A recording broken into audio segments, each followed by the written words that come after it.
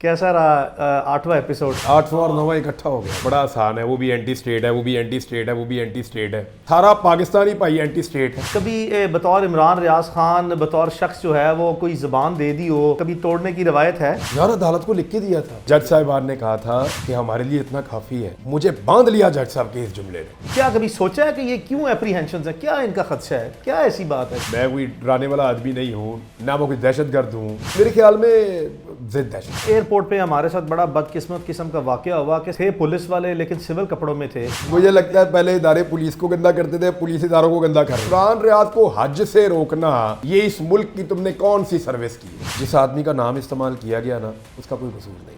पाकिस्तान में बेचारे लोग कमजोर हैं, गरीब हैं, थोड़े से पॉलिटिकल फायदे के लिए लोगों को इस्तेमाल कर दिया जाता है। यानी मैं तो दुआ करता हूँ कि ये लोग भज जाएं। ये आग से खेल रहे हैं, इन्हें आइडिया ही नहीं इन्होंने किया क्या है। मैं कोई इमोशनली ब्लैकमेल नहीं कर रहा, ना मैं कोई क्लेम कर रहा हूँ। 2 4 5 7 8 10 इररेलेवेंट से लोग जो हैं वो कोई अनफेयर कमेंट्स जो हैं पर्सनल अटैक शुरू कर देते हैं। कोई देखने का, कोई जानने का कोई मौका मिले। नेगेटिव कमेंट्स तो वो तो बहुत अच्छे होते हैं, इनको वेलकम करना चाहिए। लेकिन जो कोई अपने आपे से बाहर जाता है या वो घटिया या वो इस किस्म का, तो बड़ा अच्छा ऑप्शन दिया हुआ उन्होंने। ब्लॉक करो, पार्क करो। अस्सलाम वालेकुम, वेलकम टू क्रॉस एग्जामिनेशन। आज बगैर किसी देर के स्ट्रेट अवे शुरू करते हैं। मेरे साथ एक्सक्लूसिवली इमरान रियाज खान है। It is always a privilege and a pleasure to have Imran Riaz on your podcast and let's start. Imran अस्सलाम वालेकुम, क्या हाल है? वालेकुम सलाम, अल्लाह का शुक्र, ज़बरदस्त, बेहतरीन। कैसा रहा आठवां एपिसोड ऑफ 8 अरेस्ट और रीअरेस्ट? 9 इकट्ठा हो गया, 8 और 9 दो इकट्ठे हो गए, दोनों इकट्ठे हो गए। अनफॉर्चुनेट है यार, इस दफ़ा ये हज वाला मामला था।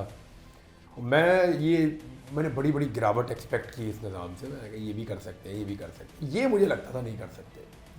बड़ा अनफॉर्चुनेट है। मुझे जैसे घिन आती है ना बंदे को, ये यार इस लेवल पे इतना डर्टी, और बहुत मुझे बुरा लगा। ये प्रैक्टिकली मुझे लगा कि यार ये बनता नहीं है। यानी इस लेवल को नीचे गिर जाना, इस लेवल तक चले जाना, मैं इस हुकूमत से, इस निज़ाम से मैं ये एक्सपेक्ट नहीं कर रहा था। तो ये तो बोनो वाला काम किया, बोनो वाला।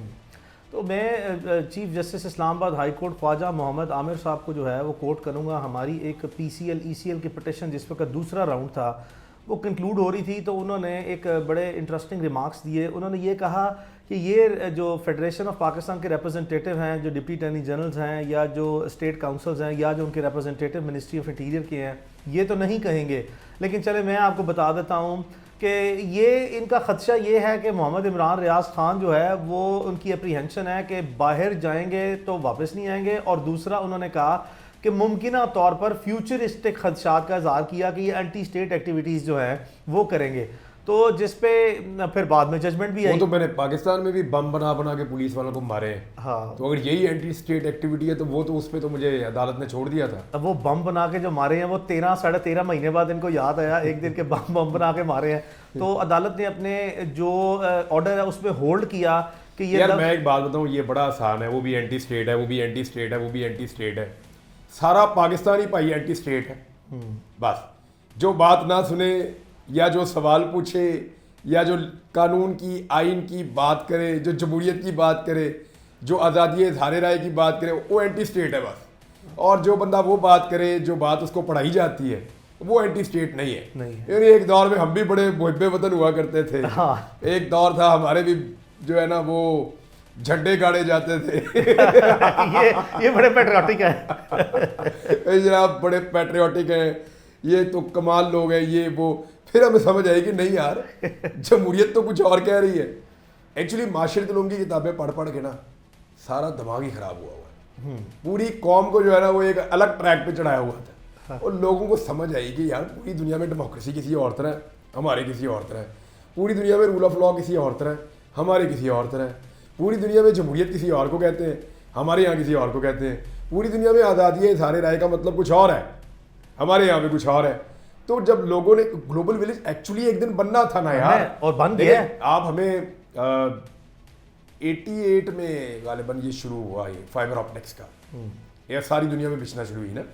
80s में ये काम शुरू हुआ। पहले अमेरिका जुड़ गया यूरोप के साथ, फिर एशिया के साथ जुड़ गए ये, फिर बाकी दुनिया के साथ जुड़ते गए। चाइना में लीड ले गया, फिर बाकी भी आ गए।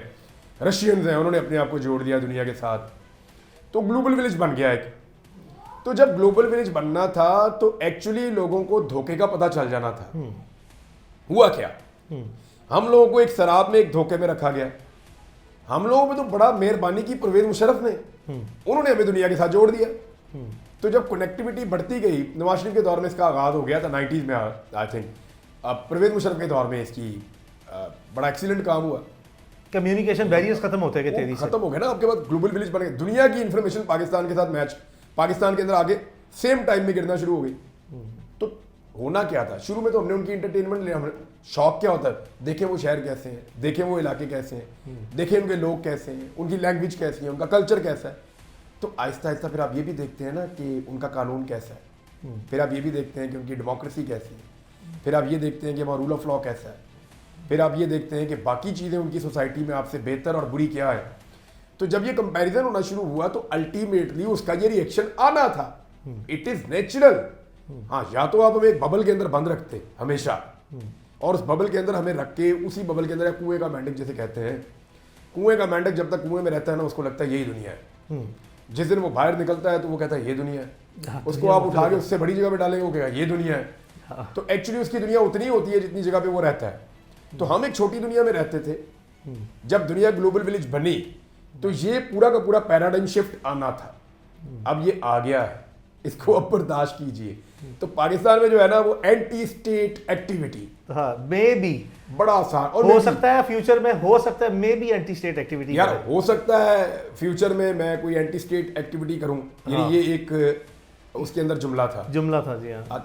कुछ और भी तो हो सकता है फ्यूचर और में। वो कहा कि ये जुमला लिखते हुए कहा कि मेरे सामने कोई रिकॉर्ड नहीं रखा जिसे माजी में कोई ऐसी चीज कोई रिकॉर्ड वो तो ये भी सकता है कि जिसने वो लिख कर दिया है वो कोई एंटी स्टेट एक्टिविटी कर दे फ्यूचर में। हाँ, ये भी ऐसे हो तो ये भी सकता है कि जिस जज के सामने ये केस लगा हुआ है उस पे गद्दारी के और बगावत के मुकदमे हो जाए फ्यूचर में। हाँ। हो तो ये भी सकता है, यानी बहुत सारी चीजें हो सकती हैं। तो हो सकता है कि ऊपर तो कानून नहीं चलता, सवाल ही पैदा नहीं लेकिन इधर चलता है अजम्पशंस, हाँ, ये हाँ, होगा या वो होगा, it can be, it may be, इस पे चल रहा है लॉ, और लॉ तो एविडेंस पे चलता है और वो थी नहीं। इमरान सो बेसिकली कभी आम हालात में बात करते हैं, कभी बतौर इमरान रियाज खान बतौर शख्स जो है वो कोई ज़बान दे दी हो, से फॉर एग्जांपल कोई नोबल बयान दे दिया हो, किसी से वादा वाइद कर लिया हो, कभी तोड़ने की रवायत है?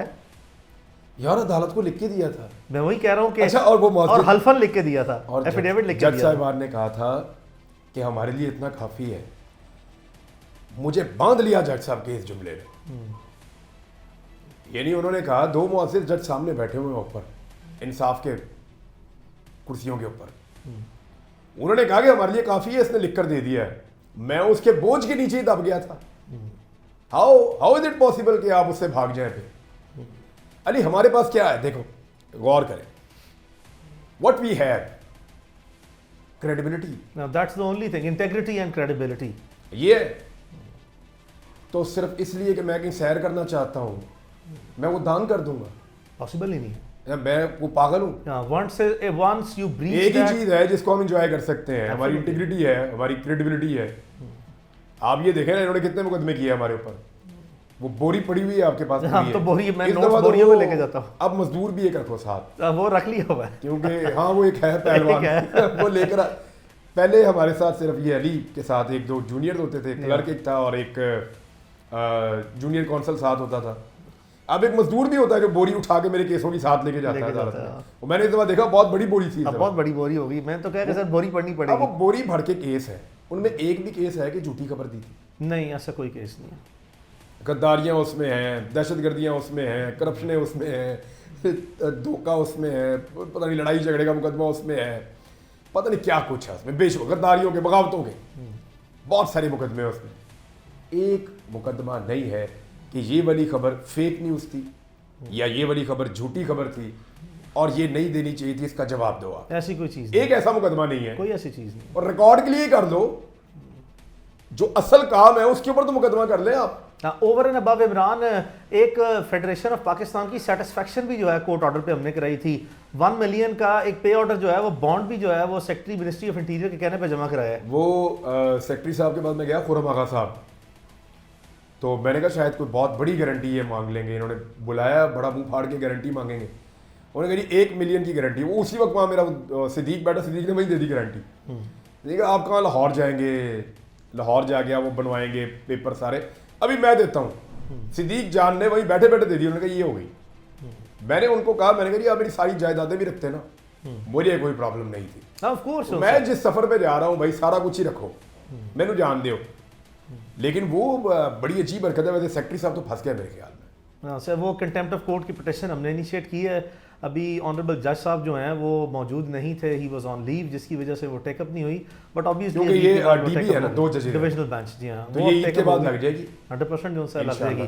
तो इमरान, ये क्या क्या क्या कभी सोचा है कि ये क्यों एप्रीहेंशंस है, क्या इनका खदशा है, क्या ऐसी बात है? या मुझे तो ना, क्या डर गए हुए हैं, क्या फजूल जोन सा है? ये डरना किस बात से मतलब क्या है ये इनको? मैं कोई डराने कैसी वाला सोच आदमी है नहीं ये? हूँ।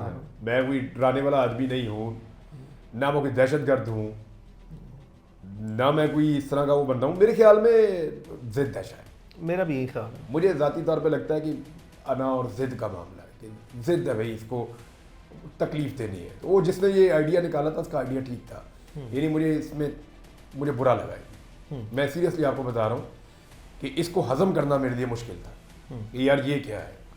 इमरान, एयरपोर्ट पे हमारे साथ बड़ा बदकिस्मत किस्म का वाकया हुआ कि सिविल कपड़ों में थे पुलिस वाले, लेकिन सिविल कपड़ों में थे।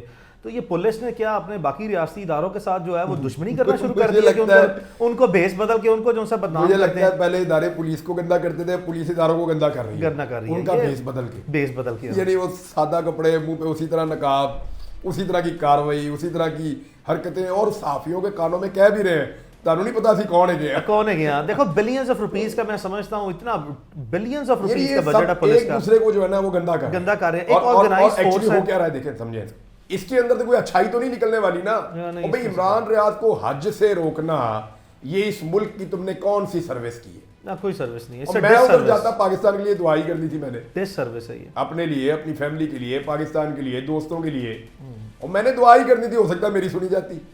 मेरा रब तो बड़ा करीम है, बेशक, वो तो बड़ा गफूर रहीम है। तो मैं तो यहाँ भी दुआ करता हूँ, वहाँ भी जाके दुआ करनी थी। अल्लाह कबूल करे, मैंने पूरी कोशिश की है गवाह रहना। मैं टिका रहा हूँ, लगा रहा हूँ, मुझे पूरा यकीन। अच्छा, मुझे ये भी लगता था कि ये पुलिस वाले मुझे किसी भी वक्त कहेंगे कि सर चले, तवक्को थी अच्छी, हाँ मुझे एयरपोर्ट ले जाएंगे और मेरे से माजरत करके मुझे जहाज पे बैठा देंगे। यानी मैं लगता था कि ये भी हो सकता है, क्योंकि बहुत कुछ पाकिस्तान में अजीब होता है ना बात का। लेकिन इतना अनफॉर्चुनेट ये रहा सारा कि वो पुलिस वाले ने आके बताया, उसने कहा सर फ्लाइट आपकी जो है ना वो टेक ऑफ करनी। तो मैंने देखा उसकी आवाज़ में और उसकी आंखों में मैंने तकलीफ देखी बेचारे। वहाँ जो भी पुलिस वाला आता था ना, अली एक बात बताऊँ, मेरे से बात ही नहीं करता था, वो चुप करके बैठता था। और मैंने सबकी आंखों में नमी देखी। हर पुलिस वाले से सबसे पहले बात मैंने शुरू की कि उसको जरूरत हो बात करने की, या वो बात करना, कम्युनिकेशन बैरियर खत्म किया आराम से, जो एक साइकोलॉजिकल बैरियर। इंसान है, सारों के अंदर दिल है, वो सारे मुसलमान हैं, वो इस मजहबी फरीदे को भी समझते हैं, वो उनको ये भी पता है कि इस बंदे के साथ क्या हुआ माजी में और अब इसके साथ क्या हो रहा है।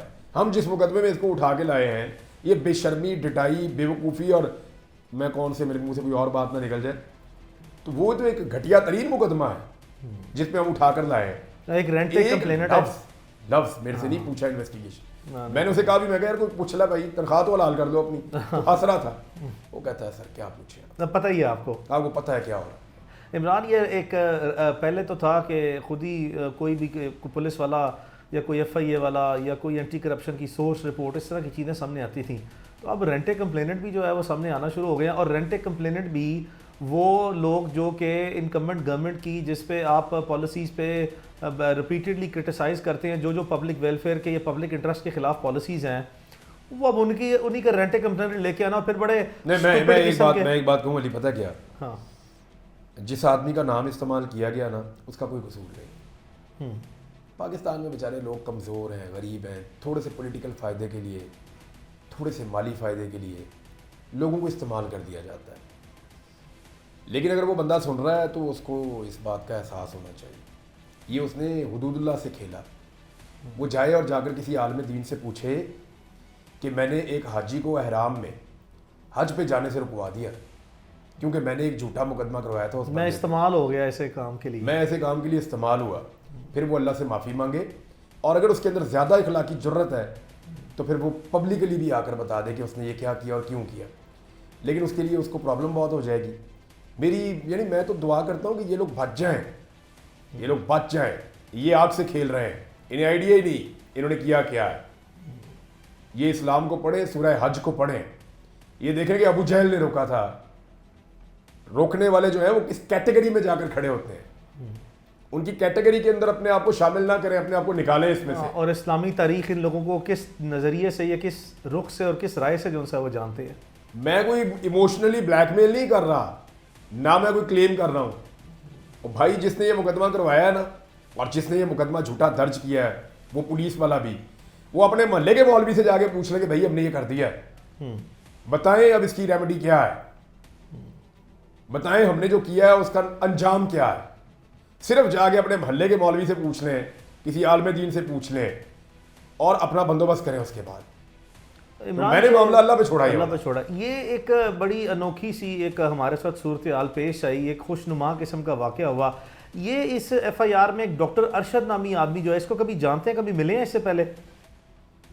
बहुत मुमकिन है कि चलते फिरते कहीं ऐसे कोई, मुझे मैं कभी जिंदगी में जो सा नहीं जानते। ये एक बेशुमार मेरी जो लोगों से मिलने की है ना, मैं जब बाहर निकलता हूँ तो 100-200 आदमी से मेरी मुलाकात हो जाती है एक दिन में। आपकी भी होती है? हाँ, रूटीन में सबकी होती है। हम कहीं भी जाते हैं, लोग मिलते रहते हैं, और हो सकता है मैं मिला हूँ। मैं ऐसे ही कह दूं मैं नहीं मिला, को फोटो काट के लाया जनाब फलां जगह पे आपके साथ खड़ा था, मिले हैं, लेकिन कोई ताल्लुक नहीं है, कोई जान नहीं पहचान नहीं। लेकिन मैं डॉक्टर अरशद साहब को जानता नहीं, कोई ताल्लुक नहीं है किसी किस्म का, जानता नहीं हूँ, लेकिन मुझे उनकी कितना बड़ा जो है वो गैरतमंदी के ऊपर मुझे उनकी रश्क आया। उनकी वो आदमी पूरी रियासती ताकत के बावजूद वो खड़ा हुआ और उसने गवाही दी कि मेरा नाम लेकर जो मुकदमा इस्तेमाल किया गया है ये झूठा है। कम से कम एक आदमी ने तो अपने आप को इस अजाब से बचाया ना, बचाया। एब्सोल्युटली। तो मैं अप्रिशिएट करता हूँ। हाँ, वो देखिए नहीं, उन्होंने तो यहाँ तक भी कॉस्ट पे की कि he was then later on picked up. हाँ, उनके भाई ने पिटीशन जो है फाइल की उनकी रिकवरी के लिए, और फिर उनको रिलीज किया गया। हाँ, ये तो ये एक बड़ा खुशनुमा। कौन ले गया था उन्हें? कहते हैं कि पुलिस जो है वो लेके गई और सब्सिक्वेंटली CIA लेके गई, और उसके बाद फिर वो कहीं नामालूम मकाम पे चले गए। लेकिन जब पिटीशन फाइल हुई और फिर उसके बाद वो मंजर यहाँ पे चले गए, उनसे पूछताछ हुई और फिर जो है वो उनके साथ ऐसे ही जो है वो फजूलियात किस्म की तफ्तीश। मैं डॉक्टर अरशद को पहले तो नहीं मिला, मिलूंगा इंशाल्लाह। अब उन्होंने ड्यू हो गया। मैं प्रैक्टिकली उन्हें मिलूंगा, मैं कोशिश करता हूँ। अगर यहाँ वो सुन भी रहे हैं तो आ जाए ईद पे मिलने के लिए, मैं गोश्त भी खिलाऊंगा और मिलूंगा भी इंशाल्लाह। हाँ, तो क्या ऐसे माशरे में लोग नहीं है जिन्होंने हमारी होप्स जो है अभी भी कोई थोड़ी सी मोरालिटी में जो है वो इस पाकिस्तानी सोसाइटी में बरकरार रखी हुई है? यार अच्छी बात है ना। देखो, उसको फ़ौरन पता चला कि मेरा नाम इस्तेमाल किया गया एक आदमी को हज से रोकने के लिए, तो खुदा खौफी है ना, अल्लाह से डर है। उन्होंने कहा भाई मैं नहीं हूँ। अब कितनी तकलीफ काट ली, एक दिन की तकलीफ काट के उस आदमी ने कम से कम अपने आप को उस जत्थे से तो अलग कर दिया। अब मैं बाकियों को भी कहता हूँ, उस SHO को भी कहता हूँ जिसने मुकदमा दर्ज किया है, उस मुद्दई से भी कहता हूँ जिसने 2.5 करोड़ का मुकदमा कर दिया, आया भी नहीं, उसको भी कहता हूँ, नहीं आया। बाकियों को भी कहता हूँ कि आ जाओ, ना खुद आया ना वकील आया। बाकियों को भी कहता हूँ कि आ जाओ, आगे सच बोलो। हाँ, तो इमरान एज सच तो हाई कोर्ट में जो रिपोर्ट्स जमा हुई हैं उसमें तो कहते हैं कि कोई मुकदमा ही नहीं है इमरान रियाज खान के खिलाफ। फिर जो है वो यकायक 4-6 दिन पहले कोई मुकदमा दर्ज करके ले आते हैं। तो यह कि अदालतों के साथ जो है वो ये तो मूड की बात है ना, ये तो हुकूमत के मूड की बात है, निज़ाम के मूड की बात है। ये सूट नहीं करता, इसे उठा लो। अब उठाने के कानूनी और गैर कानूनी दोनों तरीके हैं। कभी कानूनी ढंग से उठाया जाता है बंदा, कभी गैर कानूनी ढंग से उठाया जाता है बंदा, ऐसे ही। अहमद फराद और इमरान रियाज की जो ज़मानत है, इमरान रियाज का मुकदमा खारिज हुआ और उधर से अहमद फराद की ज़मानत जो उनसे हुई है, अहमद फराद के लिए जो सा क्या पैगाम है? अहमद फराद साहब जो हैं वो, मुझे बड़ी खुशी हुई उनकी आज़ादी की, और उन्हें जिस इज़्ज़त के साथ आज़ादी मिली है उसकी मुझे ज़्यादा खुशी हुई। अहमद फराद साहब को मुबारकबाद। अल्लाह का शुक्र है कि वो जल्द बाज़ियाब हुए, अल्लाह का शुक्र है कि वो जल्द अपने घर पहुँच गए। जो तकलीफ़ उन्होंने देखी, मुझे कामिल मेरा यकीन है अल्लाह रब्बुल इज़्ज़त पे कि इससे कुछ मनफी नहीं मुस्बत ही होगा उनकी ज़िंदगी में। दूसरा, मुझे जस्टिस मोहसिन अख्तर कियानी साहब का शुक्रिया अदा करना है, जिन्होंने आउट ऑफ द वे जाके रास्ता बनाया अहमद फराद की बाजियाबी का। और तीसरा, मुझे नहीं पूरे पाकिस्तान को शुक्रिया अदा करना चाहिए ईमान मज़ारी का। जी हाँ, बहुत अच्छा, बड़ा इफेक्टिव रोल रहा है। वो लड़की अकेली खड़ी रही, डटी रही। यार जब हम माशिद रूम वाले होते थे ना तो हमें भी लगता था कि यार ये लिमिट क्रॉस हो रही है। हाँ। लेकिन एक्चुअली जब सारी कौम की आंखों का ऑपरेशन हुआ और कौम की आंखें खुली और हमने माशिरत उलूम की किताब से बाहर देखना शुरू किया, तो फिर हमें समझ आया कि कैसे कैसे हीरे पाकिस्तान में मौजूद है। मैं सीरियसली आपको बताता हूँ कि बहुत सारी चीज़ों पे मैंने माजरत की है। बलोचों के बारे में मेरे कुछ रिमार्क्स थे जिन पे मुझे बड़ी तकलीफ हुई। मैंने जाके उनके धरने में उनसे माफ़ी मांगी। मैंने कहा इधर नहीं, पब्लिकली जाऊंगा, जाके इनसे हाथ जोड़ के माफ़ी मांगूंगा। गलती हुई, गलत हुआ। 2-3 और जगह पे मैंने कहा जी यह गलत हुआ था इसके। लेकिन यार अली जो भी किया था ना, कभी भी किसी एजेंडे का हिस्सा बन के नहीं किया था, किसी जाती माली मफाद के लिए नहीं किया था। माली मफाद के लिए करता तो अब करता ना, ऑब्वियसली अब करता। Only you are the one जिसको पता है कि मुझे क्या ऑफर थी। आई नो दैट, सिर्फ आपको पता है। बहुत बड़ी और बड़ी भारी ऑफर थी। हाँ, किसी को थी इस मुल्क में नहीं, इतनी बड़ी और भारी ऑफर तो जो है इलेक्शनों से पहले किसी को नहीं आई। तो बात यह है अली कि बात तब भी पैसों की नहीं थी, बात तब भी इख्तियार की नहीं थी, बात तब भी हम अपने मुल्क के लिए काम कर रहे थे। देखने का एंगल थोड़ा नैरो था, वो एंगल बड़ा हुआ। मैं सबको ये कहता हूं कि सियासी फायदे और नुकसान, इन चीजों को एक तरफ रखो। आज भी मुझे ये लगता है कि सियासतदान से ज्यादा मजबूर कोई नहीं होता। ये सारे सियासतदान आज भी मिलके बैठे ना और बैठ के फैसला करेंगे यार जो करना है असी करना हो, जो फैसला करना है हमने करना है, कोई बाहर से फैसला नहीं करेगा। एक दूसरे की गलतियां माफ करके भी आगे ये बढ़ सकते हैं और एक दिन आएगा कि ये बढ़ जाएंगी। सिर्फ ये कि इनकी नीयत ठीक हो जाए। जो आज इक्तदार में बैठे हुए ना, वो खुद खुदा बने बैठे हैं, उन्हें दिखाई नहीं दे रहा अपने से बाहर, और उन्हें यह लगता है कि इक्तदार उनसे ज्यादा वो तबाह हो जाएंगे या दोबारा कभी इक्तदार में आ ही नहीं सकेंगे। वो मेरे अल्लाह की मर्जी है, इक्तदार वो किसको देता किसको नहीं देता। मेरा यह मानना है कि इस मुल्क को अगर बहरानों से निकालना है तो इस मुल्क के अंदर ओपन कॉरिडोर्स के अंदर, ओपन एरियाज के अंदर, खुले ईवानों के अंदर पब्लिक डिबेट के जरिए से जो फैसले होंगे उनको इंप्लीमेंट करेंगे, मुल्क आगे बढ़ जाएगा। कलेक्टिव अप्रोच के साथ, कलेक्टिव अप्रोच यार, 25 करोड़ लोगों का मुल्क है, उनके मुल्क नुमाइंदे आए, उनको डिसाइड करने दें आप। पूरे मुल्क की जो है वो कलेक्टिव थॉट जो है आपके सामने है। मैं आप एक लॉयर हैं, मैं आपको कहता हूँ आप मुल्क का आइन बना दें, आप क्या बनाएंगे भाई? वो कलेक्टिव विजडम। यस, सबको बैठना चाहिए। ये आइन भी ऐसे ही बना था। ये आइन सियासतदान ने दिया, किसी डिक्टेटर ने नहीं दिया। ऑब्वियसली इस मुल्क को, ये मुल्क भी एक सियासतदान ने बनाया, किसी डिक्टेटर ने नहीं बनाया। जी हाँ। ये मुल्क आगे भी बढ़ेगा तो सियासतदान ही बढ़ाएंगे। इस मुल्क के अवाम जमहूरियत के जरिए से आगे बढ़ाएंगे, कोई डिक्टेटर आगे नहीं बढ़ा। काम ही यही है, हमारा कॉन्स्टिट्यूशन ही यही है, हमारा एक पार्लियामेंट्री सिस्टम ही जो सा डेमोक्रेसी है। मेरे ख्याल में इस बुनियाद की तरफ सबको आ जाना चाहिए, सारे पॉलिटिशियंस को। देखिए 47-45 की लड़ाई छोड़ें अदालतों पे, मेरे पास इसका एक सोल्यूशन है। और मेरी डिस्कशन भी हो रही थी चंद लोगों से, तो मैंने उनसे कहा, मैंने कहा जी आप 47 वालों से बात नहीं करना चाहते, तो बीच में 25-30 ऐसे भी तो हैं जो 45 वाले आप मानते हैं, उनकी कमेटी बनवा लें। तो मुझे एक ने कहा जी फिर नवाज शरीफ का की बनेगा। मैंने कहा आप उसको एमएनए तस्लीम ही ना करें, आप उसे बतौर पार्टी हेड के शामिल कर लें। 3 दफा तो वज़ीर-ए-आज़म रहा है ना, कभी तो 45 में जीता होगा कि हमेशा 47 में जीत के आया। पॉपुलर भी था ना एक दौर में। Of course. तो ये चीजें तय कर लें कि भाई जो फैसला अदलिया करेगी, चाहे वो 47 वाले के हक में आए, चाहे वो 45 वाले के हक में आए, ना कोई अदलिया पे कीचड़ उछालेगा, ना कोई अदलिया को तंग करेगा और उस फैसले को मानेंगे। लेकिन इमरान, यहाँ पे तो जो लाहौर हाई कोर्ट के ऑनरेबल चीफ जस्टिस हैं, उन्होंने इलेक्शन ट्रिब्यूनल सेटअप किए, रास्ते में रुकावटें डाली गई। फिर इस्लामाबाद हाई कोर्ट के मुअज़्ज़िज़ जज साहबान जो हैं वो अपने केसेस को आगे बढ़ा रहे हैं, उनके रास्ते में रुकावटें डाले जा रही हैं। फिर एक ऑर्डिनेंस आ गया, फिर जो है वो लाहौर हाई कोर्ट के ऑनरेबल जस्टिस शाहिद करीम साहब की जजमेंट आ गई है। तो ये तो एक हौज पौज सिचुएशन है, नीयत तो जो है वो कोई नजर नहीं आती है। जो अली इसके ऊपर हुए ना, डिस्कशन हुए, उसमें कुछ चीज़ें सामने आई थी, क्योंकि मैंने बहुत क्लोजली इन चीज़ों को देखा, इनके बारे में इंफॉर्मेशन ली, तो सोच ये थी कि ठीक है मुज़ाकरात किए जा सकते हैं, लेकिन पहले चंद चीज़ों पे गौर करना ज़रूरी है कि क्या इनके पास मैंडेट है कठपुतलियों के पास, क्या ये जो कहते हैं वो ये कर भी सकते हैं? क्योंकि पता चले कि ये कह रहे हैं लेकिन कर नहीं पा रहे, और सिर्फ एंगेजमेंट का फ़ायदा उन्हें ये हो जाए कि उनको ठप्पा लग जाए कि इनकी हुकूमत लेजिटिमेट है।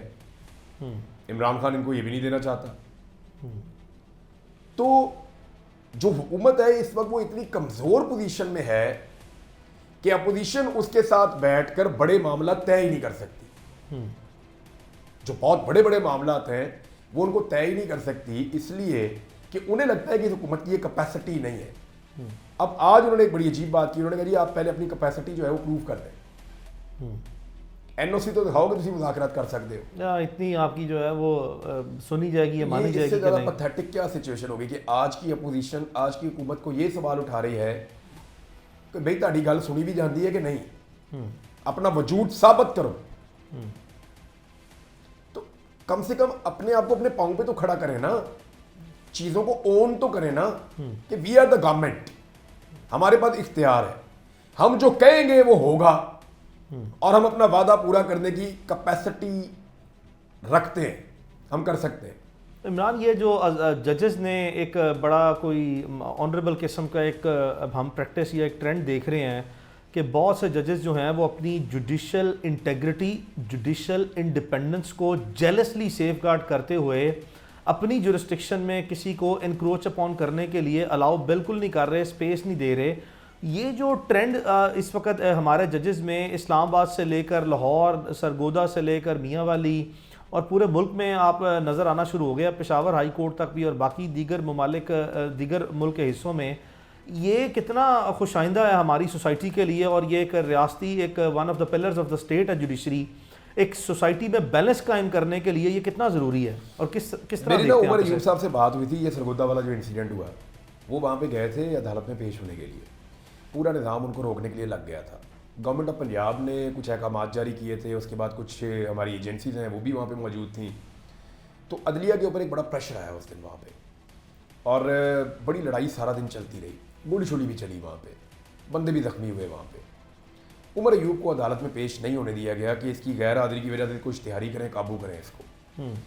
अब मेरी उमर अयूब से जब बात हुई तो उन्होंने कहा यार मैंने ज़िंदगी में कभी ऐसी चीज़ ना सुनी ना देखी जो सरगोदा में हो गया। फिर उसका रिएक्शन जो मुअज़्ज़िज़ जज साहब की तरफ से आया वो अब आपके सामने है। जी हाँ। फिर जो लाहौर हाई कोर्ट के चीफ जस्टिस का स्टेटमेंट है वो भी आपके सामने। मुझे हैरत इस बात पे होती है कि एक पुराना केस है, मुबैना तौर पे इसलिए कह रहा हूँ कि मेरे पास डायरेक्टली इसके फैक्ट्स नहीं है। कुछ लोग कहते हैं कि उनकी बेटी के हाथों या उसके ड्राइवर के हाथों या पता नहीं बेटी के हाथों डायरेक्टली कोई एक्सीडेंट हुआ है, और वो एक पुरानी कहानी है। भाई इंसाफ करना था तो निज़ाम ने उस वक्त करना था ना। 2 साल कहते हैं गुजर गए हैं। हाँ, कुछ लोग 2 साल कह रहे थे, अब 2 साल के बाद आपको याद आ गया, तो ये तो फिर कोई इंसाफ नहीं है। ये तो टारगेटेड कैंपेन है। जब कोई आदमी हमारे मौक़िफ़ के खिलाफ होगा तो फिर वो एंटी स्टेट भी होगा, जैसे वो मेरे मामले में है, तो फिर उसका पुराना केस भी खुलेगा, उसकी टारगेटेड कैंपेन शुरू हो जाएंगी। हाँ, और मखसूस किस्म के लोग एट वंस सारे शुरू हो गए, जैसे ये वाकया अभी भी हुआ है। एक और मुझे कोई हमदर्दी नहीं है उस गाड़ी की ड्राइवर से या ड्राइवर से, कोई औरत है आदमी है जो भी है, मेरी हमदर्दी उसके साथ है जो गाड़ी के नीचे कुचला गया। कल भी यही होना चाहिए था, आज भी यही है। लेकिन मेरा सवाल ये है कि भाई आज क्यों, कल क्यों नहीं? क्योंकि आज ये बंदा सूट नहीं करता, तुम दो फड़ के ऑर्केस्ट्रेटेड कैंपेन जो सा चलवा दें, तो टारगेटेड जो सा मिलाइन कराना शुरू करा दें। तो देखिए मैं एक चीज़ आपको और बताऊं, ये जो लोग भी दबाव डालते हैं ना अदलिया पे,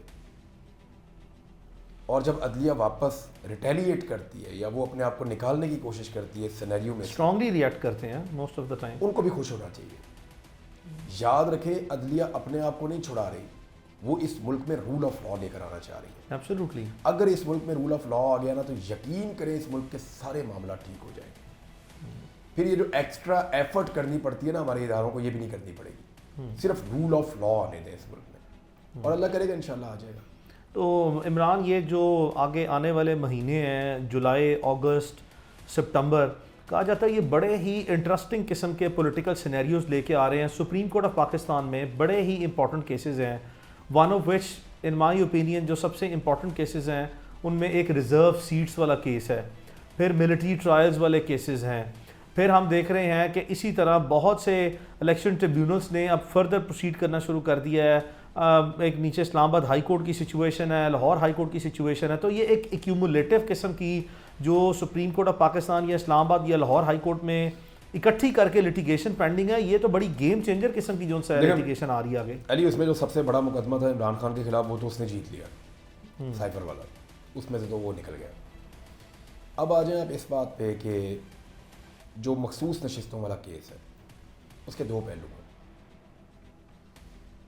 एक तो उसका पहलू ये है कि पॉलिटिकल है, मेरे ख्याल में जो जीता सीटें उसकी होनी चाहिए, ये मेरी ज़ाती राय है कि जो जीत गया सीटें उसकी होनी चाहिए। ये नहीं हो सकता कि जो हार गया सीटें वो ले जाए। टेक्निकलिटीज़ लीगैलिटीज़ के पीछे जाने की ज़रूरत नहीं है। देखिए जो भी कानून बनता है कॉमन सेंस के ऊपर रख के बनता है। Yes, law is common sense. Yes, आपका दिमाग जिसको तस्लीम करे वही लॉ है। जो आपकी लॉजिक्स पे प्रिंसिपल्स पूरे उतरते हैं, that is the law. Logically तो उनको मिलनी चाहिए जिनको लोगों ने वोट डाला। एब्सोल्युटली, जजेस ये कह भी रहे हैं। अच्छा, अब इसका आ जाए एक लीगल पोर्शन है, उसमें ना एक इंटरनल वॉर भी चल रही है सुप्रीम कोर्ट में। ये केस जाकर जुड़ता है कादी साहब की एक्सटेंशन से। अगर इसमें 2/3 अक्सरियत आ जाती है और ये सीटें चली जाती हैं इस वक्त की हुकूमत को, तो फिर ये हुकूमत इस काबिल हो जाएगी कि कादी साहब को एक्सटेंशन दे सके। फिर 3 साल के लिए कादी साहब चीफ जस्टिस होंगे, 3 साल के लिए मंसूर अली शाह साहब चीफ जस्टिस होंगे, और बहुत सारे जजेस की बारियां ही नहीं आएंगी। सुप्रीम कोर्ट में मौजूद बहुत सारे जजेस कभी भी चीफ जस्टिस नहीं बन सकेंगे। तो इसका ये वाला पहलू भी हमें देखना है। मेरे ख्याल में इससे निकलने का जो सबसे आसान रास्ता है ना, जुडिशरी के पास, बजाय इसके कि इसकी जो इंटरनल फॉर्मेशन जो सुप्रीम कोर्ट की होगी उन सारी चीज़ों को नज़रअंदाज करते हुए इसको प्योरली जो लॉ कहता है, जो उसकी रियल सेंस है, उसके मुताबिक इसका फैसला करता है। अब ये जो कहते हैं एक आर्गूमेंट यक डेवलप हो जाता है कि आप एज आप बढ़ा दें, एज ऑफ रिटायरमेंट बढ़ा दें, तो ये क्या ये भी नज़रिया ज़रूरत के तहत आपको चीज़ें होती नज़र नहीं आ रही, रादर देन के प्योरली जो है आदमी के लिए आप कानून चेंज कर रहे हैं ना। नवाज शरीफ अकेला था, उसके लिए कानून चेंज किया जी वज़ीर आज़म एक बार फिर। जी हाँ, बनाओ जी, 2 दफ़ा से ज़्यादा जितनी दफ़ा मर्जी बनाओ, बना लें। हाँ, पहले ये नहीं था। एक आदमी के लिए पाकिस्तान में कोई एक दफ़ा कानून चेंज नहीं हुआ। एक आदमी को फायदा देने के लिए इस मुल्क में बार बार कानून चेंज हुआ। एक आदमी को दबाने के लिए भी कानून चेंज हुआ था इस मुल्क में। इमरान खान को दबाने के लिए सदर ने ऑर्डिनेंस निकाल दिया, 2 ऑर्डिनेंस निकाल दिया रातों रात। 14 दिन से रिमांड जो है फिर 40 दिन का कर दें एक आदमी के लिए ना। जी हाँ, तो एक आदमी के लिए इस मुल्क में कानून पहले भी बहुत दफ़ा बदले हैं, अब भी बदल सकते हैं। लेकिन मेरी राय में इसका फैसला इंसाफ के साथ होना चाहिए, और काजी साहब को चाहिए कि पर्सनली इतनी सारी चीज़ों पे वो सफाई पेश करते हैं, किसी बात पे वो उधार नहीं रखते। कादी साहब का बड़ा सीरियस ये उनका एक एलिमेंट है जिसको हम नज़रअंदाज नहीं कर सकते कादी साहब की शख्सियत में, कि वो उधार नहीं रखते, वो बात ला के बता देते हैं। लेकिन एक बात उधार चल रही है बड़े लंबे अरसे से कि कादी साहब एक्सटेंशन लेंगे नहीं लेंगे।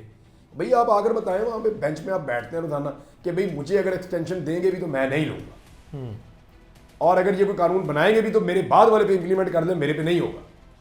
अपनी इंटेंट जो है वो कम से कम जो है वो उस पर इस पे वो बोलते ही नहीं, खामोश रहते हैं। इट मीन्स कि विचों दिल करता तो it means there is something. हाँ, वो बीच में हो सकता है दिल करता हो। यानी मैं ये कह रहा हूँ पॉसिबिलिटी पे, ये उस तरह की पॉसिबिलिटी है जैसे Imran Riaz anti state activities में मुलव्वस हो सकता है ये ऐसा करे। हाँ, हो सकता है ये ऐसा करे। ये इसी तरह की पॉसिबिलिटी फिर मैं भी मार्जिन ले रहा हूँ कि हो सकता है कादी फायद साहब के दिल के अंदर ये ख्वाहिश हो कि जी मैनू फिर एक्सटेंशन मिल जाए। तो इमरान ये भी तो वाज़े तौर पर हो सकता है कि ऐसा कोई काम, ऐसी कोई बात हो ही ना, पता नहीं कहीं किसी जगह पे जो है वो ये रिपोर्ट भी हुआ है कि कोई इब्तिदाई तौर पर उन्होंने इसको क्लियर कौन कर डिस्करेज किया है कि ये मेरे ऊपर उन्होंने कहा कि ये एंटी स्टेट एक्टिविटी कर सकता है, तो मेरे पे आपने अदालत में कहा सर हाँ, मेरा तो एविडेंस आपके सामने है, आपने मेरे पास बोनाफाइड दे दिए, सारी चीजें आपने डॉक्यूमेंट जमा करवा दिए, ट्रैवल हिस्ट्री जमा करवा दी, सारा रिकॉर्ड दे दिया, श्योरिटी जमा करवा दी। मैंने किया ना, जब मेरे पे इल्जाम आया कादी साहब भी एक जुमला बोल रहे हैं कि नहीं लड़ी मैं एक्सटेंशन, और अगर कानून साजी करेंगे भी, होगी भी, तो भाई मैं I would not be preferring to accept such kind offers. I don't think so. अच्छा, you think so there will be no refusal? देखिए, ये तो डिपेंड करता है पार्लियामेंट पे। कादी साहब कहते हैं जी पार्लियामेंट ही सुप्रीम है, तो वो उसको 2/3 अक्सरियत मिलेगी तो वो और सुप्रीम हो जाएगी। हाँ, वो सुप्रीम हो जाएगी ताकि इस टेन्योर में कानून साजी करने की कोशिश करें। बट इमरान, जो इस वक्त सुप्रीम कोर्ट के रिमार्क्स आपको कैटेगोरिकली नज़र आ रहे हैं, उसमें एक आप जो सुप्रीम कोर्ट की ऑब्जर्वेशन है, दो कि वो फाइनल डिक्लेरेशन या फाइंडिंग नहीं होती सुप्रीम कोर्ट की, वो जो भी एक इंप्रेशन गैदर हो रहा होता है प्रोसीडिंग से, उस वक्त के सिनेरियोज में बहुत से ऐसे सवाल जवाब हैं जो कि प्रोपोजिशन की क्लैरिटी लेके आ रहे होते हैं। बट जनरली आप एक इंप्रेशन गैदर कर रहे होते हैं कि ये क्या चल रहा है, किस तरफ बात जा रही है, क्या हो सकता है। अभी तक तो सुप्रीम कोर्ट में हमने जितने ऑनरेबल जजेस को इस रिजर्व सीट्स के केस में देखा है और उनकी मेजॉरिटी को देखा है, एटलीस्ट उन तमाम ऑनरेबल जजेस को जिन्होंने अपने आप को एक्सप्रेस किया है या कोई क्वेश्चन आंसर्स एक सेशन में जो है वो एक पर्टिनेंट क्वेश्चन जो है सवाए कादी फायद ईसा साहब की सबकी राय एक तरफ की है, सबकी राय एक तरफ की है कि ये नहीं हो जो सकता। अब तक बोले हैं। जी हाँ, जो जजेस खामोश हैं उनका हमें नहीं पता, लेकिन सवाए कादी फायद ईसा साहब के ज्यादातर का ऐसा महसूस होता है कि वो ये चाहते हैं कि लोगों ने जिनको वोट डाला ये सीटें उनको मिल जाए। तो इमरान, ये जितनी भी गवर्नमेंट इस वक्त जो है वो उसकी इंस्टेबिलिटी है, क्या ये एक फ्यूचर में 2-4-6 महीने में 8 महीने में भी कोई स्टेबिलिटी की तरफ जाती हुई कोई स्टेबल गवर्नमेंट नजर आती है? पैसे चाहिए, डॉलर्स कहाँ से आएंगे? ये जो हमने बजट पेश किया है, कारोबारी यहाँ आएगा या भागेगा यहाँ से? आपने तो, मैं तो अंदर ही था, नहीं इस वक्त तक मैं तो तो कोई डिटेल में पढ़ भी नहीं पाया, आज है। पढ़ूंगा, पहला वीलॉग करूंगा, लेकिन आपने तो इसको पढ़ा है ना। तो व्हाट डू यू थिंक कि इस तरह के बजट के बाद हमारे पास इन्वेस्टर आ रहा है या जा रहा है? इन्वेस्टर तो पाकिस्तान में पिछले 1-2 साल से कोई नहीं आया, और इस वजह से नहीं आया कि बड़ी सवेयर किस्म की डिस्ट्रेसिंग सिचुएशन है, बहुत ज़्यादा पॉलिटिकल इंस्टेबिलिटी है, और कोई भी शख्स अपने पैसे, बल्कि सिर्फ इन्वेस्टर, फॉरेन इन्वेस्टर तो छोड़ दें, कोई पाकिस्तानी अपने मुल्क में और ओवरसीज़ पाकिस्तानीज अपने मुल्क में भी पैसा लगाने को तैयार नहीं है। और अभी नज़र आता है, से फॉर एग्जांपल हमारा बड़ा एक बूमिंग किस्म का एक सेक्टर हुआ करता था, रियल एस्टेट सेक्टर, जो कि मेरी राय में तो इतना कोई इनकरेजिंग चीज़ नहीं है, मुल्क की एक्सपोर्ट्स बढ़ाने की ज़रूरत है। लेकिन ये जो रियल एस्टेट सेक्टर है, इसमें भी ट्रेडिंग जो है ऑफ प्लॉट्स तो बिल्कुल ऑलमोस्ट डेड हो गई है। तो इस तरह के हालात हमें वाजे करते हैं, गेन टैक्स लग गया बहुत ज़्यादा गेन टैक्स भी लग गया, बट अदरवाइज वाजे करते हैं। फिर आपने देखा कि पाकिस्तान में एक बहुत बड़ा जो है वो पेंडोरा बॉक्स खुल गया दुबई लीग से, और जब ये भी चीज़ें जो हैं वो साथ ऐड ऑन करते हैं, तो यहाँ पे तो इन्वेस्टमेंट वाले हालात, तो ये स्टेबिलिटी तो जब नई इन्वेस्टमेंट आ रही, पैसे नहीं आ रहे, पब्लिक को ट्रस्ट ही नहीं है, फिर हाउ कैन यू क्लेम कि हम ठीक कर देंगे सब? अब बैठ के स्कूल टीचर की तरह टेबल पे डंडा खड़का खड़का के अगर कोई ये कहता है कि टैक्स देना पड़ेगा, टैक्स देना पड़ेगा, टैक्स देना पड़ेगा, वो इससे मुल्क नहीं चलते। वो तनख्वाहदार का टैक्स तो आप पहले ही काट लेते हैं तनख्वाह में से, देना पड़ेगा क्या मतलब है? वो बेचारे को तो तनख्वाह टैक्स काट के मिलती है बैंक में से, पुलिस उससे वाले तो याद आपने है, टैक्स स्नैच कर लिया। पुलिस वाले याद है जिनकी वो कह रहे थे तनख्वाहें बढ़ के टैक्स में सारी चली गई हैं, वो कैलकुलेशन कर रहे थे, वो कह रहे थे जी हमने प्लस माइनस किया, हम खसारे में जा रहे हैं। तो ये बजट के बाद वो कह रहे हैं तनख्वाहें जो बढ़ी हैं, प्लस माइनस करके हमने टैक्सों के साथ उसको देखा, हम खसारे में जा रहे हैं। तो ये ऐसे उस्तानियों की तरह या उस्तादों की तरह बैठ के एक टेबल पे टैक्स देना होगा, टैक्स देना होगा, वो ऐसे नहीं मुल्क चलते भाई। टैक्स तो आप स्नैच कर रहे हैं, आप छीन रहे हैं। जो बंदा बेचारा तनख्वाहदार है मिडिल क्लास का, वो बेचारे को तनख्वाह मिलती टैक्स कटने के बाद है, आप पहले ही उसका पैसा निकाल लेते हैं। और जो ताकतवर तबका है, अशराफिया है, उसका टैक्स आप बढ़ाने में बिल्कुल पहले की तरह नाकाम, हमेशा की तरह। तो ये आम आदमी का बजट था, उसके ऊपर बोझ पड़ा है। इन्होंने तो वादा किया था जी हम 300 यूनिट तक बिजली मुफ्त देंगे, ना वो तो गई ऐसी चीज़ कहाँ दी नहीं है। इन्होंने? जो बेसिक यूनिट है ना बिजली का, वो 28 रुपए तक का हो गया है, बेसिक यूनिट।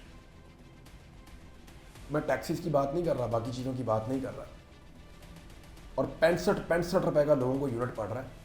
वो तो बिल्कुल एक थोड़ा सा यूजेज उनका बिजली का ज्यादा है, हर आम आदमी की पहुंच से बहुत ज्यादा बात आगे चली गई है बाहर, it is out of control. आम आदमी के लिए बिजली की कीमत बढ़ा दी है, इंडस्ट्री के लिए कम कर दी। चले अच्छा इंडस्ट्री चलेगी, लेकिन उसके लिए बहुत फार्मूला और भी है, बहुत सारा कुछ और भी है।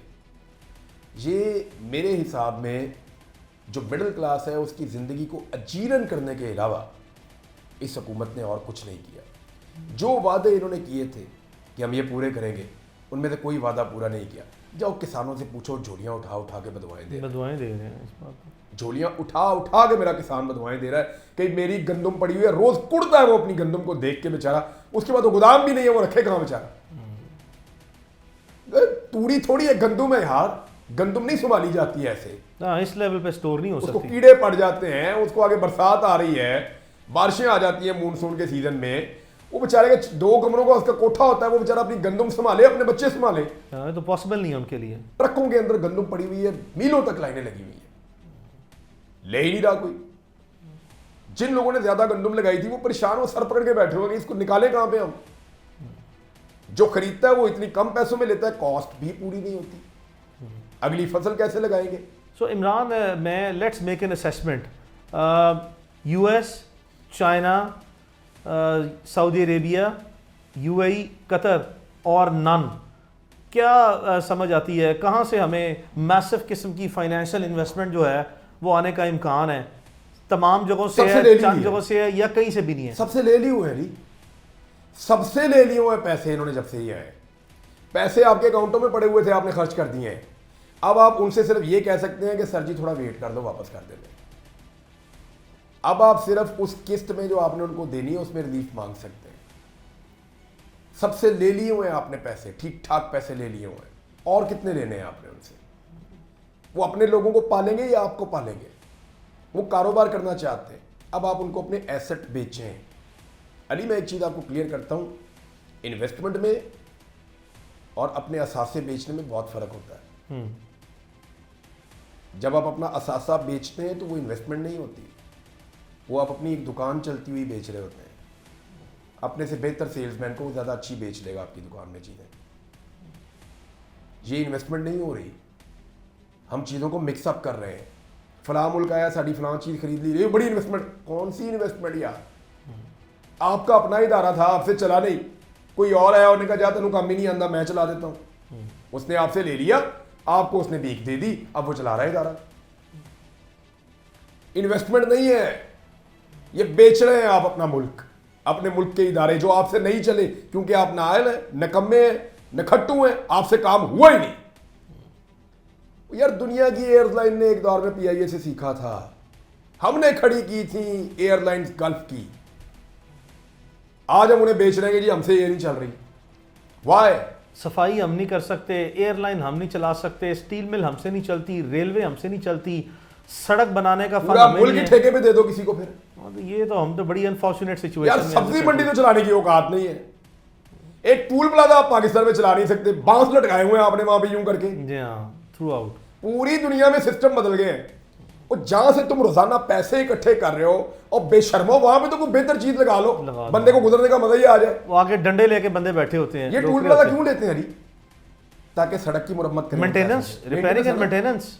जिस जगह टूल प्लाजा बना होता है ना, वही सड़क टूटी होती है। आप देखें, जी हाँ, टूल प्लाजा के अंदर सड़क टूटी होती है, इधर कैबिन बना हुआ है, इधर बना हुआ है, बीच में सड़क टूटी हुई है। मेंटेनेंस के पैसे ले रहे हैं, हेड टाइप पे शर्मी इससे ज्यादा कोई। आगे एक बांस लगाया हुआ है और एक बेचारा को पठान बिठाया हुआ होता है, या कोई बेचारा पंजाबी लड़का, कोई भी गरीब आदमी एक बिठा देते हैं, वो उसके साथ एक उसने वो टांगा हुआ था थोड़ा सा वेट, वो ऐसे नीचे कर देता है, ऐसे नीचे कर देता है, ऐसे ऊपर कर देता है। ये क्या चल रहा है भाई? हम बिल्कुल किसी भी लेवल पे ऑर्गेनाइज्ड है ही नहीं है। हमें सलीका और तरीका जहां ही से ढंग ही नहीं पैसे है। इकट्ठे कर रहे हो रोजाना, वो वहां से तो लोगों को इज्जत से गुजार दो। और भाई पैसे ही ले रहे हो ना, हर गाड़ी से आप ले रहे हैं 60 रुपए हर गाड़ी से, वहां से रोजाना को 20,000 50,000 गाड़ी गुजर रही है। चलो 1 लाख गाड़ी गुजर रही है, तो 60 लाख रुपए आप रोज वहां का ले रहे हैं, बहुत पैसे इकट्ठे और 2 लाख रुपए का बैरियर तुमसे नहीं लग रहा। हाँ, लगाते ही नहीं है, ये नियत ही नहीं है। और नियत ही नहीं है, पैसे कहां जा रहे हैं ये तो पता करें इनसे। पैसे ये ठेके अपने जानने वालों को ये बांटते हैं, अपने सारे चहीतों को, रिश्तेदारों को ये ठेके बांटते हैं, ताकतवर लोग, और वो वापस 1 रुपया लगाने के लिए मुल्क पे तैयार नहीं है। इधर से आप कश्मीर में दाखिल हो, मैं एक दफा गया, जगह जगह लगा हुआ है, जगह जगह लगा हुआ है वो क्या बैरियर लगाया हुआ है, इधर भी पैसे दो, उधर भी पैसे दो, उधर भी पैसे दो। ये क्या चल रहा है? वेरी अनफॉर्चुनेट है, ज्यादती है। तो इमरान, मैं देख रहा था कल 1-2 दिन से सोशल मीडिया जो है वो मैं एक्सप्लोर कर रहा था। आई डोंट नो कि आपको टाइम मिला है कि नहीं मिला। 2, 4, 5, 7, 8, 10 जो हैं वो इररेलेवेंट से लोग जो हैं वो कोई अनफेयर कमेंट्स जो हैं, पर्सनल अटैक शुरू कर देते हैं। कोई देखने का, कोई जानने का कोई मौका मिला है या कोई तवज्जो दी है इस तरफ? या इतना टाइम ही नहीं है, या इतनी रेलेवेंस ही नहीं देते? नेगेटिव कमेंट्स तो वो तो बहुत अच्छे होते हैं, इनको वेलकम करना चाहिए और इनको आने देना चाहिए। जो मुझे थोड़ा घटिया वाला लगता है ना, या मुझे लगता है कि ये बिलो द बेल्ट पर्सन अखलाकियात के किसी दायरे में नहीं आता। और तनकीद बहुत अच्छी चीज़ है, वो होनी चाहिए, उसको वेलकम करना चाहिए। लेकिन जो कोई अपने आपे से बाहर जाता है या वो घटिया या उस किस्म का, तो वो मैं फिर उसके पास बड़ा अच्छा ऑप्शन दिया हुआ उन्होंने, block, it's a good park option, करो, वो दिया ही इसीलिए। जान छुड़ाओ, पार्क करो। तो ये जो है ना, वो साइकोलॉजिकल पेशेंट किस्म के लोग होते हैं, इनके प्रॉब्लम्स बड़े अजीब किस्म के हैं, तो फिर उनसे आप जान छुड़ाएं, डिस्कनेक्ट हो जाए बेहतर है। वो कहते हैं ना अपने कपड़े बचा के आप निकल जाए, तो कपड़े बचा के निकल जाए तो अच्छी बात है। बहरहाल लोग इस पे भी, इस पे क्या नेगेटिव कमेंट, सारी दुनिया यही कह रही है जाती हुई है, इस पे कौन करेगा? बेवकूफ़ी होगा जो इसके अंदर ये कहेगा कि ये तो अल्लाह वाला मामला है ना, अल्लाह का मामला है, अल्लाह की हद के अंदर कोई घुसा है, अब वो इंतज़ार करे अपनी बारी का, मेरे रब का, और अपने रब के फैसले का इंतज़ार करें, उस दिन का इंतज़ार करें। मैं भी करूँगा जब मेरा अल्लाह हम दोनों के बीच में ये फ़ैसला करेगा, रोकने वाले के और जिसे वो रोका गया उसके बीच में फ़ैसला तो मेरा अल्लाह करेगा। ये मामला तो मैंने अल्लाह पे छोड़ा है, क्योंकि इसमें ये लड़ाई खाली मेरे साथ की ही नहीं उसने, तो ये मैंने अल्लाह पे छोड़ दिया, अल्लाह जाने उसका काम जाने। मुझे इमरान, जब आप ये बात करते हैं, वैसे भी मैं आपको पर्सनली जानता हूँ, मुझे अदरवाइज़ भी बहुत सी चीज़ों का आपके बारे में इल्म है, बट जब इस तरह के अल्फाज जो हैं, that reflects your pure intentions, good faith, honest intention, कि यार I was merely proceeding for हज एंड इट वॉज प्योरली हज विच इज़ पेंडिंग, कि पिछले 2 साल में पहली मरतबा कोशिश की तो हम ईद वाले दिन, हज वाले दिन जो है वो अदालत ने रिलीज़ किया, दूसरी बार जो है वो हालात ही इस तरह के नहीं थे। आपकी ज़िंदगी में टारगेट्स क्या होते हैं? देखो, आपकी ज़िंदगी में टारगेट्स क्या होते हैं? थोड़ा सा मैं सेटल हो जाऊँ, मेरी जॉब अच्छी हो जाए। दूसरा टारगेट होता है आप एक घर बना लें। हम जो मुस्लिम हैं नॉर्मली ऐसे ही सोचते हैं ना, मेरी एक इनकम हो जाए। और जो मैं पर्सनल लाइफ की बात कर रहा हूँ, जब आप कंट्री के बारे में सोचते हैं, अपने लोगों के बारे में सोचते हैं, तो वो तो फिर आप वो चीज़ें बहुत आगे निकल जाती हैं, और वो फिर आपको सांस भी नहीं लेने देती, फिर आपको तकलीफ़ नहीं लगती। हाँ, लेकिन नॉर्मली क्या होता है कि आप कहते हैं मैं पहले कुछ नौकरी शौकरी हो जाए, फिर बंदा कहता है शादी हो जाए, घर बन जाए, फिर जब ये सारे प्रोसीजर से आप निकलते हैं, फिर आप कहते हैं कि जब मेरे मजहबी फरीज़े में से एक हज रह गया है, मैं वो भी कर लूँ, तो फाइनली आप इस तरह मूव करते हो, और एटलीस्ट पाकिस्तान जैसे मुल्क में बंदे को 40-45 साल की उम्र में जाके ये मौका मिलता है। मैंने अपना करियर जो है वो एक जगह पे पहुंच गया, मेरी शादी भी अल्हम्दुलिल्लाह, बच्चे भी हैं अल्हम्दुलिल्लाह। फिर मैंने अपना घर बनाना शुरू किया, तो 2020-21 में मैं अपने घर में प्रॉपर सही तरीके से सेटल भी हो गया। तो नाउ हज, तो 2022 में मैंने हज करना था, जब मुझे लगा कि मैं अपने जो बुनियादी चीज़ें हैं, बुनियादी स्ट्रक्चर है, उसमें से निकल लिया, मैं इतना फिजिकली फिट हूँ, और मेरे पास अल्लाह ताला ने हैसियत भी दी है, और मेरे पास ये अल्लाह ताला ने इख्तियार, हैसियत, सब कुछ दिया है कि मैं अब जाके हज कर सकता हूँ। तो मेरी रिस्पॉन्सिबिलिटी है, फ़र्ज़ है, मेरा फ़र्ज़ है, मेरी जिम्मेदारी है कि मैं पहुँचूँ। तो 2022 से फिर मैंने इसकी कोशिश शुरू की थी। तो 22 में भी नहीं हुआ, 23 में भी नहीं हुआ, जी हाँ, 24 में भी नहीं हुआ, अनफॉर्चुनेटली 25 में चले जाएंगे भाई, इंशाल्लाह। इंशाल्लाह ज़िंदगी रही तो इंशाल्लाह ज़िंदगी रही। इंशाल्लाह बालिक तारा, और इंशाल्लाह ज़रूर जाएंगे। इस पे बिल्कुल जो है वो दिल बर्दाश्त नहीं होना। आई अंडरस्टैंड कि एज अ ह्यूमन बीइंग हम, वैसे जिसने भी ये ट्राई किया ना अली, अगर उसका मकसद ये था ना कि मुझे तकलीफ देना, तो उसको मुबारक हो। इमरान, ईद का क्या इरादा है? कुर्बानी क्या ली है? क्या लेना है? और कुर्बानी मैंने उधर करनी थी हज पे, आज पे कर रही थी यार, और वहाँ करनी थी कुर्बानी। अभी आज देखता हूँ जाके अब क्या लेना है। ये कुर्बानी जो है लाहौर में होगी। अब मेरे पास हैं कुछ अपने जानवर हैं, उनमें देखूंगा, कुछ अगर ख़रीदने पड़ेंगे तो उनमें देखूंगा, कुर्बानी करेंगे फिर ना। तो कुर्बानी किस चीज़ की कुर्बानी ज़्यादा शौक से जो है, चलो अल्लाह रब्बुल इज़्ज़त की, मैंने तो अली अपने हाथ से ऊँट भी कुर्बान किया है, बैल भी कुर्बान किए हैं, दुम्बे और बकरे भी कुर्बान किए, अपने हाथ से किया अल्हम्दुलिल्लाह। इस साल भी अपने हाथ से कुर्बानी करूँगा। तो अभी मशवरा करूँगा आज अपने घर वालों से कि क्या करना है, कैसे करना है। वैसे बतौर इमरान रियाज जो है वो इन चारों जानवरों में से सबसे ज़्यादा, सारी एक से बढ़कर एक अच्छे हैं, लेकिन अपनी ऊँट को आप ख्वाहिश नहल करते हैं, वो खड़ा होता है, उसको नीचे से आप नहल करते हैं, वो मैंने 2 दफ़ा किया है, तो उसका तरीका अलग है। जो आपकी ये गाय वगैरह, उसको लिटा के आपको कुर्बान करना पड़ता है, तो उसमें ज़रा थोड़ा आपका जोर ज़्यादा लगता है। और बकरा और दुम्बा वो पता ही नहीं चलता, वो तो फ़ौरन कुर्बान हो जाता है। मुझे यानी मेरे लिए कुर्बानी इंपॉर्टेंट है, चारों जानवर एक जैसे हैं मेरे लिए। अल्लाह रब्बुल इज़्ज़त जिसको कबूल करे, उसकी बड़ी मेहरबानी है, बड़ा इनका दर्जा है कुर्बानी के जानवरों का, अल्लाह ताला हम सब की, सारे मुसलमानों की कुर्बानी, जो लोग वहाँ हज पे कुर्बानी कर रहे हैं उनकी भी, जो लोग बाकी सारी दुनिया में मुसलमान कुर्बानी कर रहे हैं उन सब की भी कुर्बानी अल्लाह ताला कबूल करे। और ये जो कुर्बानी के जानवर हैं इनको हमारी क़यामत वाले दिन बख्शिश का और हमारे दर्जात में बुलंदी का अल्लाह ताला ज़रिया बनाए, हमारे लिए आसानियों का ज़रिया बनाए। तो मेरे लिए ये सबकी कुर्बानी एक जैसी होती है, लेकिन मुझे ज़ाती तौर पे जो ये दुम्बा है ना, इसको कुर्बान करना अच्छा लगता है। यानी मुझे ज़्यादा फील आती है दुम्बे से ना, मुझे वो आती है जैसे। और हर जानवर का नबी अकरम सल्लल्लाहु अलैहि वसल्लम ने 100 ऊँट भी कुर्बान किए आप सल्लल्लाहु अलैहि वसल्लम ने, 63 आपने अपने हाथ से किए। और बाकी जो है वो हज़रत अली रज़ी अल्लाह तआला अन्हु को हुक्म दिया कि आप, क्योंकि हज़रत अली रज़ी अल्लाह तआला अपने साथ लेकर आए थे ऊँट का एक बहुत बड़ा एक फ्लॉक साथ लेकर आए थे ऊँटों का एक पूरा गला, क्योंकि आप सल्लल्लाहु अलैहि वसल्लम ने वहाँ पे हज फरमाया था, फिर वो कुर्बानी हुई थी। तो एक वाक़या है हज़रत अबू बकर सिद्दीक़ रज़ी अल्लाह अन्हु का, आप खुश थे, एक इवेंट था, उसके बाद आप गए एक मंडी में, बाज़ार में, वहाँ अपने ऊँट खड़े हुए देखे तो आपने बहुत सारे ऊँट अपनी तलवार से नकल कर दिए। और फिर आपने कहा जी अब इनके बता दो पैसे और ये आप सबकी दावत है। जितने लोग वहाँ मुसलमान थे आपने उन सबको बगैर पूछे आपने जाके ज़िबा कर दी। क्या शान है अल्लाह। मैंने ये वाक़या पढ़ा, मुझे बड़ा मज़ा आया, मुझे बहुत अच्छा लगा, क्योंकि हज़रत अबू बकर सिद्दीक़ रज़ी अल्लाह अन्हु की ज़िंदगी के बहुत सारे वाक़यात मैंने पढ़े, मुझे बड़ा अच्छा लगता है तमाम खुलफ़ाए राशिदीन के वाक़यात पढ़ के। तो ये वाक़या मैंने 2 किताबों में अलग अलग जगह पे पढ़ा कि आप गए किसी जगह पे, मुझे वो एग्जैक्ट जगह याद नहीं है, लेकिन मुझे वो बड़ा मज़ा आया पढ़ के। और आपने जाके वहाँ बहुत सारे ऊँट कुर्बान कर दिए, फिर आपने उनकी कीमत पूछी और अदा की, और आपने वहाँ मकामी लोगों से कहा ये आप सबकी दावत है। थैंक यू इमरान, और इंशाल्लाह एडवांस ईद मुबारक।